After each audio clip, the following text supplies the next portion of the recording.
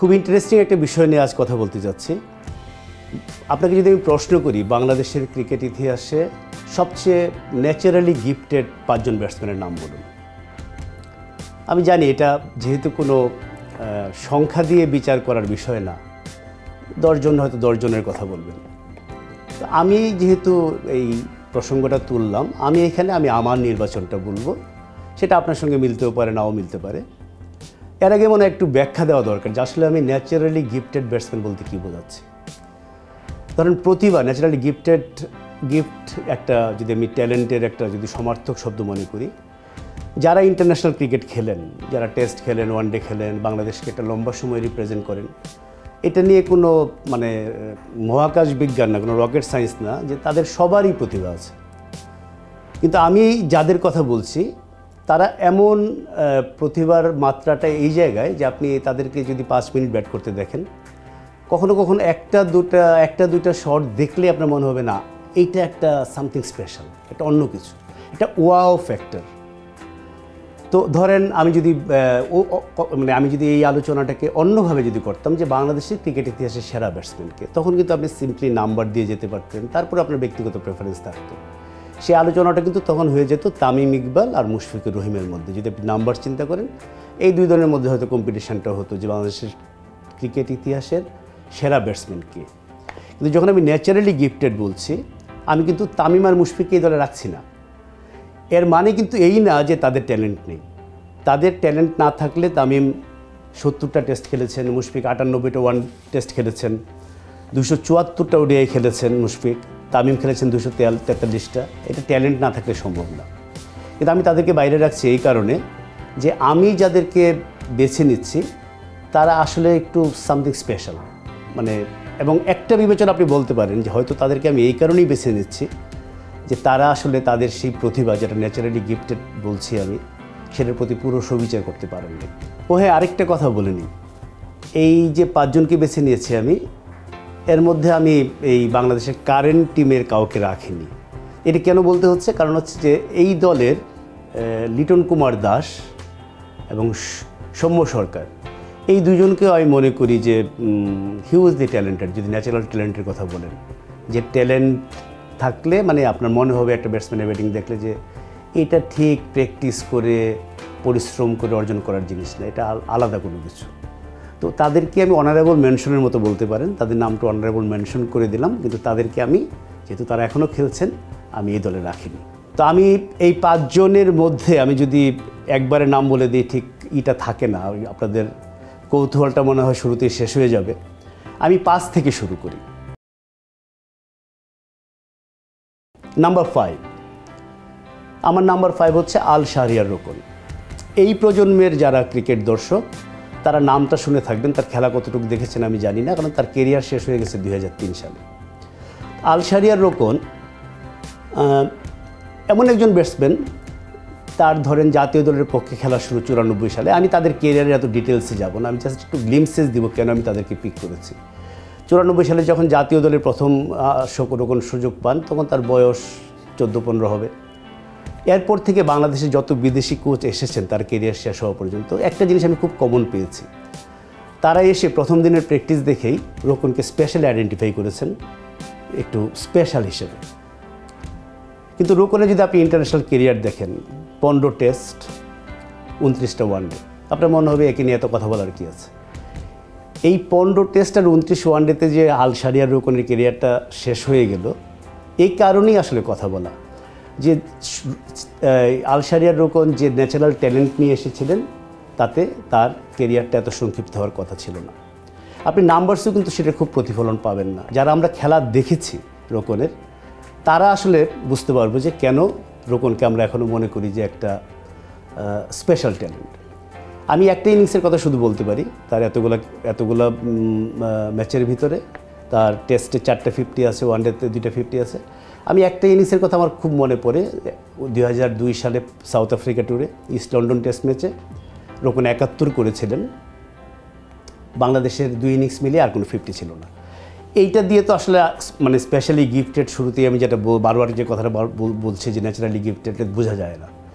কিন্তু রোকনের অনসাইডে রোকনের যে খেলা, এটা আমার এখনও মনে হয় যে বাংলাদেশে মানে আনবিলিভেবল। অফসাইডেও তিনি খেলতে পারতেন, কিন্তু onside was completely. Sourav Ganguly সম্পর্কে রাহুল দ্রাবিড় বোধহয় কথাটা বলেছিলেন যে অফসাইডে প্রথমে ঈশ্বর, তারপরে হচ্ছে সৌরভ। তো অনসাইডে আমি রোকনের খেলা দেখতে দেখতে এরকম মনে হতো যে প্রথমে বোধহয় ঈশ্বর, তারপরে হচ্ছে রোকন। তা আমার 5 নম্বর আল শারিয়ার রোকন। এবার 4 নম্বর, নাম্বার 4, আফতাব আহমেদ। এই নামটা উচ্চারণের সঙ্গে সঙ্গে আমি জানি যে আপনি যারা এই ভিডিও দেখছেন, বা আমি স্পেসিফিক যদি আপনাকে বলি যে আপনি এই ভিডিওটা দেখছেন এবং আপনার বয়স যদি 35-40 হয়, এর চেয়ে কম হলে হয়তো একটু সমস্যা হবে, আপনার ভিতরে একটা আবেগ মাথাচাড়া দিয়ে উঠেছে। মানে আফতাব সেই আবেগটা দর্শক মনে ছড়িয়ে দিতে পারতেন। সুপ্রিমলি ট্যালেন্টেড কিছু ব্যাটসম্যান আছেন যাদেরকে অল্পক্ষণ দেখলে, এক ঝলক দেখলে আপনি বুঝে নিতে পারবেন তারা স্পেশাল। তো আফতাবের যদি কেরিয়ারটা একটু মনে করে দিই আপনাদের, 16টা টেস্ট ম্যাচ, 85টা ওডিআই, 11টা টি20। তো যথারীতি আফতাব একটা আক্ষেপের গল্প। এর আগে যখন আল শারিয়ার রোকনের কথা বলেছিলাম সেদিক দিয়ে মিলে যাবে, কারণ আফতাবের কেরিয়ার আর অনেক বড় হওয়ার কথা ছিল। আফতাবের ওই ছোট্ট কেরিয়ারে তিনি যত মানুষের মন স্পর্শ করেছেন, আমি বলবো যে বাংলাদেশের অনেক ক্রিকেটার এর চেয়ে অনেক বেশি টেস্ট ম্যাচ খেলেও সেটা পারেননি, বেশি ওয়ানডে খেলেও পারেননি। এটি কেন? কারণ হচ্ছে আফতাবের ব্যাটিংয়ের মধ্যে সেই একটা বাড়তি যে জিনিসটা আমি বারবার বলছি যে ওয়াও ফ্যাক্টর বা এক্স ফ্যাক্টর, সেই জিনিসটা ছিল। এবং দুর্দান্ত স্ট্রোক প্লেয়ার ছিলেন। তার যদি 1-2টা ইনিংসের কথা আমি বলি, নাহলে মনে হবে যে উদাহরণ তো আপনার একটা প্লেয়ার এত দুর্দান্ত স্ট্রোক প্লেয়ার ছিল, তো 1-2টা বলেন না রে ভাই। তা আমি প্রথমে যদি বলি 2005 সালে বাংলাদেশ ইংল্যান্ড ট্যুরে গিয়েছিল ফার্স্ট টাইম, ক্যাস্টেল ডিস্ট্রিক্টে 2nd টেস্ট ম্যাচ। বাংলাদেশ তখন তো ইংল্যান্ডে প্রথমবার খেলতে গেছে, যথারীতি 2টো টেস্ট ম্যাচে খুব বাজেভাবে হেরেছে। কিন্তু ওই টেস্ট ম্যাচে বাংলাদেশ হেরে যাচ্ছে নিশ্চিত, ওই অবস্থায় আফতাব 82 রানে নট আউট ছিলেন সেকেন্ড ইনিংসে। ওইটা ছিল আপনার 82 বলে। আমি 82 বলে 82 ইংল্যান্ডের মাটিতে টেস্ট ম্যাচে, এবং খেলাটা হচ্ছিল আর্লি সামারে, যখন ইংল্যান্ডে বল অনেক মুভ করে। এটা দিয়ে হয়তো আপনি কিছুটা বুঝতে পারছেন যে আফতাব ওই দিন কেমন ব্যাট করেছিলেন। আমার পরদিন ব্রিটিশ একটা পত্রিকার একটা লেখা মনে আছে, স্টেশন ডিস্ট্রিক্টের যে মাঠটা, ওই মাঠটার ঠিক পাশেই, মানে আমরা যেটা ব্যাকড্রপ বলি, এটা একটা পেছনেই দেখা যায় একটা বিশাল দুর্গ, সেই অনেক ধরেন কয়েক সেঞ্চুরি আগের একটা বিশাল দুর্গ আছে ওইখানে। তো পরের দিনই একটা ব্রিটিশ পত্রিকায় লেখা হলো যে আফতাব এক পায়ে কয়েকটা পুল খেলেছিলেন ক্যারিবিয়ান স্টাইলে, যেটা আমরা গর্ডন গ্রিনিসকে খেলতে দেখেছি, লারাকে খেলতে দেখেছি। তো ওখানে লেখা হয়েছিল যে আফতাবের কয়েকটা হুক, মানে কয়েকটা যে হুকে ছক্কা মেরেছিলেন তিনি মাত্র একটাই, কিন্তু অনেকগুলো ছিল জাস্ট বাউন্ডারির পাশে গিয়ে পড়েছিল। তো আফতাবের ব্যাটিং থেকে মনে হচ্ছিল যে তিনি বোধহয় বলটা ওই দুর্গে, ওই ক্যাসেলে পাঠাতে চাচ্ছেন। বাংলাদেশের প্রথম জয়ের যেটা ইন্ডিয়ার সঙ্গে প্রথম, আমি যদি ওয়ার্ল্ড কাপ বাদ দিই, ওয়ার্ল্ড কাপে 99 সালে টেস্ট স্ট্যাটাস পাওয়ার আগে যে জয়টা পাকিস্তানের সঙ্গে, ওইটা বাদ দিলে 2004 সালে ইন্ডিয়ার সঙ্গে বাংলাদেশের জয়টাকে আমি বাংলাদেশের প্রথম বড় জয় বলতে চাই, যেটা বঙ্গবন্ধু স্টেডিয়ামে হয়েছিল সুনামির সেই রাতে 2004 সালের 26শে ডিসেম্বর। সেই ম্যাচে মাশরাফি ব্যাটে বলে পারফরমেন্স করে ম্যান অফ দ্য ম্যাচ হয়েছিলেন। কিন্তু ব্যাটিংয়ে বাংলাদেশের সবচেয়ে বড় তারকা ছিলেন আফতাব, 67 রান করেছিলেন। এরকম ধরে আরও 2-1টা ইনিংস যদি বলি, জিম্বাবুয়ের সঙ্গে 2005 সালে বাংলাদেশ, তখন এটা বিরাট ব্যাপার, বাংলাদেশ জিম্বাবুয়ে কে সেরা এই প্রতিযোগিতা। শেষ ওয়ানডেতে 87 বলে 81।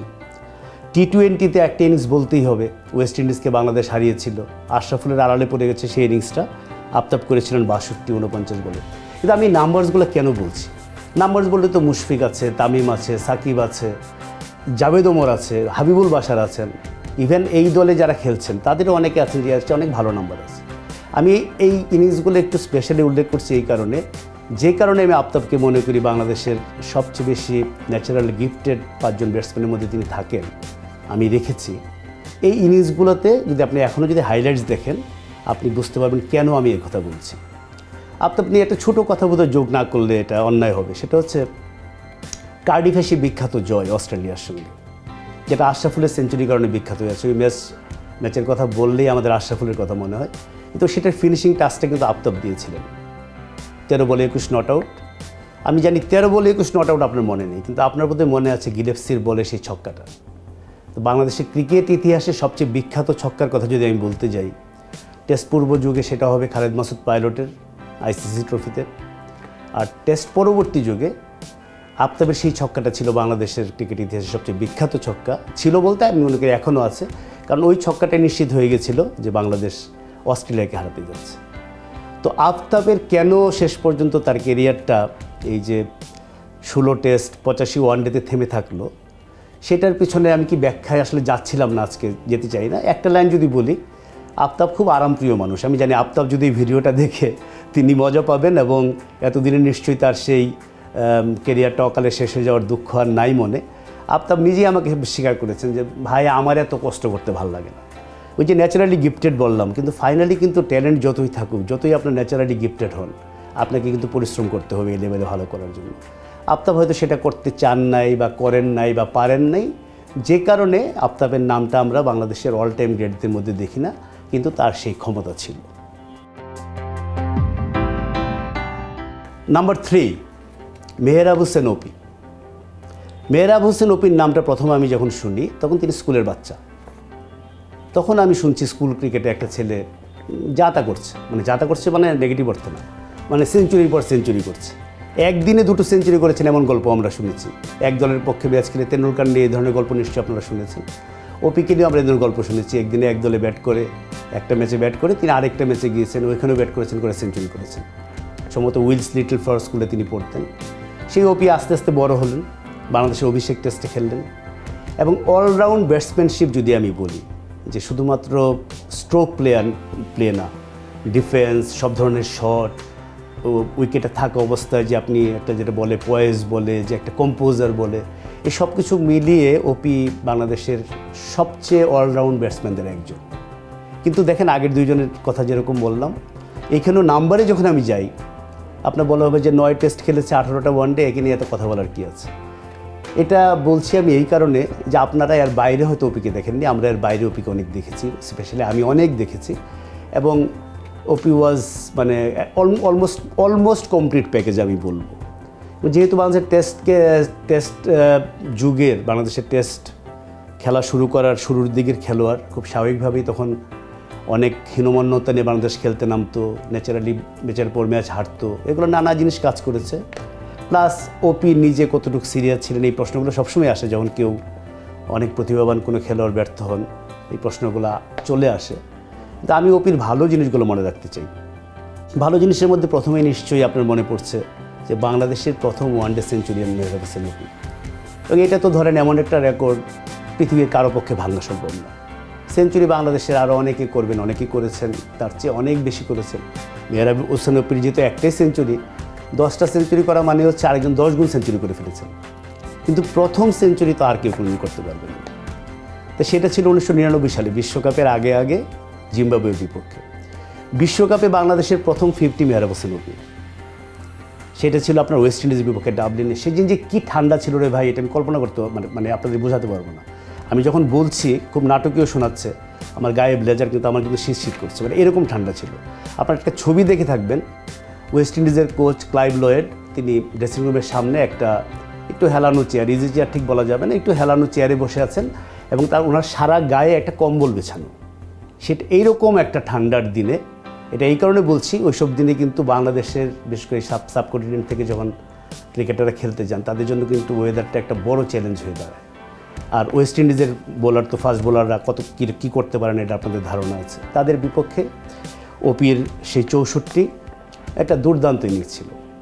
এবং আমার মনে আছে ওই ম্যাচের পরে বা এর পরের ম্যাচটা হতে পারে, ইউসুফুর রহমান বাবু বাংলাদেশের একজন, আমি বলবো যে টেস্ট পূর্ববর্তী যুগের one of the greats allrounder ছিলেন, খুব অ্যাগ্রেসিভ ব্যাট করতেন এবং আইসিসি ট্রফিতে বাংলাদেশের পক্ষে প্রথম সেঞ্চুরিটা সম্ভবত তার। তিনি আমেরিকায় প্রবাসী, আমেরিকা থেকে তিনি ইংল্যান্ডে এসছেন বাংলাদেশে খেলা দেখতে এবং একটা বাংলাদেশ দলের একটা ছোট রিসেপশানে তিনি অপিকে একটা ক্যাপ উপহার দেন, মাথার টুপি আর কি। এবং ক্যাপটা উপহার দিয়ে তিনি আমাকে একটা কথা বলেছিলেন, আমার এখনও মনে আছে এটা, যে এই ছেলে বাংলাদেশের ক্রিকেটে সব রেকর্ড ভেঙে ফেলবে। তখন পর্যন্ত রেকর্ড কিন্তু ওয়ানডেতে প্রথম সেঞ্চুরি আর বিশ্বকাপে প্রথম হাফ সেঞ্চুরি, এটা তো ঠিক রেকর্ড না, কিন্তু একটা মাইলস্টোন। এবং অপির এই 64 রানের ইনিংসটার সঙ্গে আমি অস্ট্রেলিয়ার সঙ্গে 42-এর কথা বলতে চাই। সেই ম্যাচে মিনহাজুল আবেদিন নান্নু হাফ সেঞ্চুরি করেছিলেন, ওইটাই বেশি মনে আছে মানুষের। কিন্তু আমার পরিষ্কার মনে আছে অস্ট্রেলিয়ার বোলিং বাংলাদেশ খেলতেই পারছিল না, উইকেটের সামনে প্রথম ড্রাইভ করেছিলেন অপি। এটা আপনারা বুঝতে পারবেন যে জিনিস ফাস্ট বোলারের বলের সামনে ড্রাইভ করতে গেলে একটা ব্যাটসম্যানশিপের কোন জায়গায় যেতে হয়, এবং এটা এমন কোনো ব্যাপার মনে হবে না এখন, কিন্তু আমি বলছি কিন্তু 99 বিশ্বকাপের কথা এবং ইংল্যান্ডের কন্ডিশনের কথা। সেই 42-এর ভিতরে ওপি 7টা 4 ছিল। আবার সেই পুরনো যে আমি দুজনের কথা বলেছি আগে, সেই কথাগুলো আসবে। সংখ্যা দিয়ে আসলে আমি এদেরকে বিচার করতে চাই না এবং আপনাদের বিচার করতে বলি না। যেমন আল শারিয়ার রোকন নিয়ে আমি একটা কথা বলতে ভুলে গেছি আগেরবার, সেটা হচ্ছে বাংলাদেশের প্রথম ফার্স্ট ক্লাস ক্রিকেটের প্রথম সেঞ্চুরিটা আল শারিয়ার রোকনের 1997 সালে ওটা নিউজিল্যান্ড ট্যুরে তিনি ওই সেঞ্চুরিটা করেছিলেন, বাংলাদেশ তখন টেস্ট স্ট্যাটাসও পায়নি। তো এই নাম্বারগুলো দিয়ে আসলে বোঝা যায় যে সম্ভাবনাটা, কিন্তু সত্যিকার অর্থে আমি কী কারণে তাদেরকে ন্যাচারালি গিফটেড বলছি সেটার জন্য সেটা চোখে দেখতে হবে। তো ওপিকে নিয়ে আমার একটা খুব ইন্টারেস্টিং গল্প আছে, সেটা হচ্ছে যে জিম্বাবুয়ে ট্যুরে 2001-এ বুলাওয়েতে বাংলাদেশ দেশের বাইরে প্রথম টেস্ট ম্যাচ খেললো। তো সেই ম্যাচে বাংলাদেশের যে wicket keeper Khaled Masud Pilot, প্রশ্নাতীতভাবে বাংলাদেশের 1 নম্বর উইকেট কিপার তিনি লম্বা সময় ধরে, এবং বাংলাদেশ সেই ট্যুরে গিয়েছিল একজন মাত্র উইকেট কিপার নিয়ে। পাইলট সেকেন্ড টেস্টের আগে, হারাডের টেস্টের আগে ইনজুর্ড হয়ে গেলেন এবং তিনি ক্রাচে ভর করে দেশে ফেরত আসলেন। এখন বাংলাদেশের কিপিং করবে কে? বাংলাদেশ থেকে জিম্বাবুয়ে যেতে লাগে ধরেন প্রায় 30 ঘন্টা 32 ঘন্টা, ট্রানজিটের উপরে ডিপেন্ড করে, এর চেয়ে বেশিও লাগে, কখনো কখনো একটু কম লাগে, মাঝখানে সময় কম। তো বাংলাদেশ সিদ্ধান্ত নিল এই ম্যাচে কিপিং করবে মেহরাব হোসেন ওপি, এবং ওপি ওই ম্যাচে কিপিং করে 148 ওভার মনে হয় জিম্বাবুয়ে ব্যাট করেছিল। তখন তো এর নিয়ম ছিল বাংলাদেশ 100 বা 200 রানে অল আউট হয়ে যাবে, অপোনেন্ট ধরেন ঘন্টার পর ঘন্টা ব্যাট করবে। কিপিং করার পর সেকেন্ড ইনিংসে তিনি 0 রানে আউট হয়েছিলেন। তো ওপি আমাকে এসে বললেন, দাদা 148 ওভার কিপিং করার পরে যখন আমাকে ওপেন করতে নামতে বলা হলো, তখন আসলে 0 রানে যদি আউট না হতাম পৃথিবীতে সবচেয়ে অবাক হতাম আমি। মানে তার শরীর চলছিল না। এর আগে কিন্তু ফার্স্ট ইনিংসে তিনি একটা 50 করেছিলেন। ওপির শেষটা যদি আমি বলি যে এই যে ন্যাচারালি গিফটেড, এত ট্যালেন্টেড, ইউসুফ রহমান বাবু ভবিষ্যৎবাণী করলেন তিনি সব রেকর্ড ভেঙে দিবেন, এসব কিছুই তো হলো না। কেন হলো না? এইখানেও বোধহয় সেই আফতাবের কথাটা আসবে, রোকনের কথাটা আসবে, যে প্রতিভার সঙ্গে যদি পরিশ্রমটা যোগ না হয় তাহলে আসলে বোধহয় কিছু হয় না। কারণ ওপির আমার লাস্ট টেস্টটা যদি মনে করি আমি সাউথ আফ্রিকার সঙ্গে 2003 সালে, আমার ব্যাটিং করার সময় তার যে রানিং বিটুইন 2 উইকেট দেখছিলাম, তখনই আমার খুব মায়া লাগছিল, মানে বোঝা যাচ্ছিল সে ফিজিক্যালি পুরোপুরি ফিট না। দেখেন আমি কিন্তু এই পুরো ভিডিওটা করতে চেয়েছি একটা ফিল গুড মুডে, যে এরা খুব ন্যাচারালি ট্যালেন্টেড ছিল, এদের ব্যাটিং দেখা ছিল একটা আনন্দের ব্যাপার, কোনো বিশ্লেষণে আমি যাব না, কেন হয় নাই তাদের নেগেটিভ কিছুতে যাব না। কিন্তু প্রসঙ্গটা চলে আসে এই কারণে যে এত বড় বড় কথা বলার পর তখন আপনি বলবেন ভাই এত কিছু যদি হয় তাহলে নাম্বারটা এটা কেন, সেই জন্য আমি এটা একটু ইঙ্গিত দিলাম। তো মেহরাব হোসেন ওপি আমার 5 জনের লিস্টের 3 নম্বর। আমার দেখা বাংলাদেশের সবচেয়ে ন্যাচারালি গিফটেড ব্যাটসম্যান, বারবার এটা মনে করে দিচ্ছি বিষয়টা কী, কারণ যেহেতু আমি একজন থেকে আরেকজনে যাচ্ছি। আমার নাম্বার 2 অলোক কাপালি। নাম্বার আবার সেই কীরকম 17 টেস্ট 69 ওয়ানডে। তো অলোক কাপালির ব্যাটিং যারা দেখেছেন, এবং এই সংখ্যাটা আমার ধারণা অনেক, কারণ হচ্ছে অলোক কাপালি এই কিছুদিন আগ পর্যন্ত ঘরোয়া ক্রিকেটে খেলে গেছেন, লম্বা সময় তিনি খেলেছেন। তার কেরিয়ার শেষ হয়ে গেছে সেই 2003-04 সালের দিকে, কিন্তু এরপরও প্রায় 20 বছর তিনি জাতীয় ক্রিকেট বা আমাদের প্রিমিয়ার লিগ, বিপিএল এগুলো তিনি খেলেছেন। কাজেই অলোকের ব্যাটিং সম্পর্কে আমার মনে হয় খুব বেশি কিছু বলতে হবে না, আপনারা আমার সঙ্গে খুব দ্রুতই একমত হয়ে যাবেন। অলোকের শুরুর একটা ইন্টারেস্টিং ঘটনা বলি। অলোক কাপালির কিন্তু আমি তখন খুব নিয়মিত ক্রিকেট রিপোর্টিং করি, 2001-02-এর কথা বলছি, আরও আগে থেকেই করি, আমি ওই সময়টার কথা বলছি। তো অলোক কাপালি বাংলাদেশের ধরেন প্রিমিয়ার লিগের স্কোর কার্ড এলো, জাতীয় লিগের স্কোর কার্ড এলো, তো অনেক সময় আছে সব ম্যাচ তো আমরা মাঠে গিয়ে দেখতাম না। তো নামটা দেখে আমার তখন মনে হচ্ছিলো কাপালির সারনেমটা তো একটু ব্যতিক্রমী, আমার মনে হচ্ছিলো এটি কি ইন্ডিয়ান কোনো প্লেয়ার কিনা। তখন কিন্তু জাতীয় লিগে বিদেশি প্লেয়ার খেলতেন, আর প্রিমিয়ার লিগে তো বিদেশি প্লেয়ার খেলেন। এরপরে আমরা আবিষ্কার করলাম যে না, অলোক কাপালি বাংলাদেশি, সিলেট বাড়ি, এবং আমাদের সবাইকে একটু বিস্মিত করে বাংলাদেশের তখনকার কোচ, খুব ইন্টারেস্টিং, বাংলাদেশে তখন 2 জন কোচ ছিলেন, মহসিন কামাল এবং আলী জিয়া। পাকিস্তানের 2 জনকে জয়েন্টলি বাংলাদেশ দলের দায়িত্ব দেওয়া হয়েছিল। ওই যে মুম্বাইতে আপনার আছে না সঙ্গীত পরিচালক যতীন ললিত, লক্ষ্মীকান্ত পেয়ারেলাল, এই টাইপের, নাদিম শ্রাবণ, এটা মানে আমরা মিলিয়ে এগুলো দুষ্টামিও করতাম, কারণ তারা কোচ হিসেবে খুব ভালো ছিলেন। আচ্ছা, আমি আবার অন্য প্রসঙ্গে চলে যাচ্ছি। ওই মহসিন কামাল থাক, আলী জিয়া থাক। আলী জিয়া মহসিন কামালের গ্রেটেস্ট যে কীর্তি বলবো বাংলাদেশের কোচ হিসাবে, সেটা হলো অলোক কাপালিকে পিক করা। অলোক কাপালিকে 2002 সালে তারা শ্রীলঙ্কার ট্যুরে নিয়ে গেলেন। যখন অলোক কাপালিকে দেশের অনেক মানুষই খুব একটা ভালোভাবে চেনেন, আমাদের যেটা হয় জাতীয় দলে আসার আগেই তো তাকে নিয়ে একটা আলোচনা হয়, সবাই চিনে ফেলে। তো সেই অলোক কাপালি প্রথম দিন থেকেই বলতে গেলে বুঝিয়ে দিয়েছেন যে তিনি একটু স্পেশাল, দেখার জন্য তো একটা অপূর্ব ব্যাটসম্যান।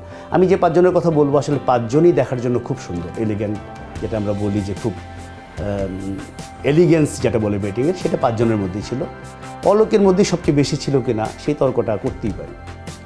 তো অলোকের দেখেন আমরা কেন অলোককে, এবং যদি শুধুমাত্র দেখতে সুন্দর, ন্যাচারালি গিফটেড, এটার বাইরেও যদি পারফরমেন্স চিন্তা করি, অলোককে কেন মনে করা হয়েছিল বাংলাদেশের ব্যাটিংয়ের নেক্সট সুপারস্টার, সেটা একটা বড় কারণ ছিল 2002 সালে ওনার ডেবিউ হলো শ্রীলঙ্কায়, 4th টেস্ট ম্যাচ ওয়েস্ট ইন্ডিজের বিপক্ষে। 2002 সালে বাংলাদেশে ওয়েস্ট ইন্ডিজ এসেছে। প্রথম টেস্টে তিনি করলেন 52, দ্বিতীয় টেস্টে করলেন 85। সেই সিরিজটা দেখতে ওয়েস্ট ইন্ডিজের গ্রেট, আমার কাছে যিনি আলটিমেট ব্যাটসম্যান, মানে ডন ব্র্যাডম্যানকে আমি যদি সরিয়ে রাখি সবার উপরে, তার সঙ্গে কারো তুলনা চলে না। এরপরে আমি ভিভ রিচার্ডসের নাম বলি। সেই ভিভ রিচার্ডস তিনি সম্ভবত ওয়েস্ট ইন্ডিজ দলের সঙ্গে কোনো একটা ক্যাপাসিটিতে যুক্ত ছিলেন, সিলেক্টরও থাকতে পারেন, আমার এক্স্যাক্টলি খেয়াল নেই। তিনি সেই সিরিজে দর্শক হিসেবে উপস্থিত ছিলেন এবং 85 রানের ওই ইনিংসটা খেলার পরে তিনি নিজে পরের দিন যখন হোটেলে তার সঙ্গে দেখা হয় অলোক কাপালের সঙ্গে গিয়ে কথা বলেন এবং তার পিঠ চাপড়ে দেন। তো ভিভ রিচার্ডস কারো ব্যাটিং দেখে, কোনো ইনিংস দেখে যদি তার পিঠ চাপড়ে দেন, এরপরে আসলে আমরা তো আগে থেকেই যেটা বুঝতে পারছিলাম যে ছেলেটা স্পেশাল। এরপরে আসলে আমাদের যেটা হয় রিকনফার্ম হয়, ভাই আমরা তো ঠিকই বুঝেছিলাম ভিভ রিচার্ড যার সম্পর্কে এরকম বলেন তিনি তো অবশ্যই স্পেশাল। অলোকের আরেকটা ইনিংস মনে পড়ে 2008 সালে এশিয়া কাপে ইন্ডিয়ার সঙ্গে দুর্দান্ত একটা সেঞ্চুরি। তো অলোকের ক্ষেত্রেও একই ঘটনা আমি বলবো যে অলোকেরও রান দিয়ে ঠিক বিচার করা যাবে না, কিন্তু ফাইনালি কিন্তু খেলাটা যেহেতু ক্রিকেট, এখানে তো আপনার রান বিবেচনায় আসবেই। কিন্তু অলোকের খেলা যদি আপনি 5 মিনিট দেখেন, 10 মিনিট দেখেন, আপনি এটা মানে মুগ্ধ হয়ে যাবেন। এবং অলোকের কেরিয়ারটা কেন আর শেষ পর্যন্ত বড় কিছু হলো না, দেখতে সুন্দর, সব ধরনের শট আছে। ডেভ হোয়াটমোর যখন বাংলাদেশ ছেড়ে চলে গেলেন, বাংলাদেশের সবচেয়ে সফল কোচদের একজন, 2007 সালে তিনি যখন বাংলাদেশ ছেড়ে চলে যান, আমি বাংলাদেশের প্লেয়ারদের সম্পর্কে বলতে বলেছিলাম তাকে, তার দেখা সবচেয়ে ট্যালেন্টেড প্লেয়ার কে। মাশরাফির কথা তিনি বলেছিলেন, মাশরাফি, মুর্তজা, সব কিছু মিলিয়ে প্যাকেজটা।